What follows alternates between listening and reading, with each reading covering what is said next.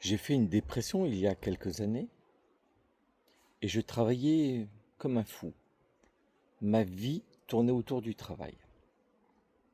Certains appellent ça un burn-out. Moi, je dis le terme, j'ai fait une dépression. Mais ce qui est incroyable, c'est que j'entends autour de moi parfois des gens qui ont vécu exactement la même chose que moi.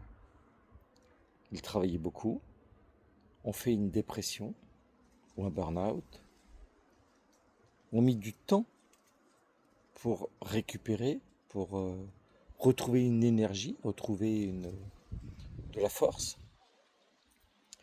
Et je viens d'entendre hier soir une personne qui s'est remise à travailler comme précédemment et a refait une seconde dépression, un second burn-out.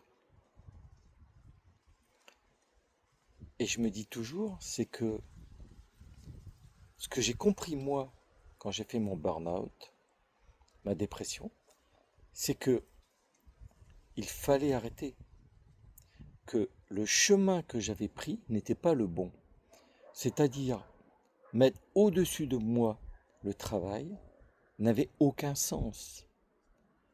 J'étais plus important que le travail que je faisais. Et donc, comme je suis plus important que le travail que je faisais, je dois me prioriser. Et aujourd'hui, à 17 heures, quand on finit le travail, je peux peut-être faire un quart d'heure de plus. Ça ne me dérangera pas. Mais je ne ferai pas une heure de plus, je ne ferai pas 2 heures de plus.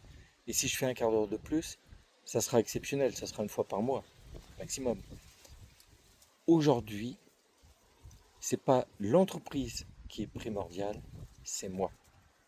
C'est mon bien-être, c'est aller sortir, aller bouger, aller marcher. Là, je finis cette vidéo et je vais prendre mes chaussures et je vais aller marcher.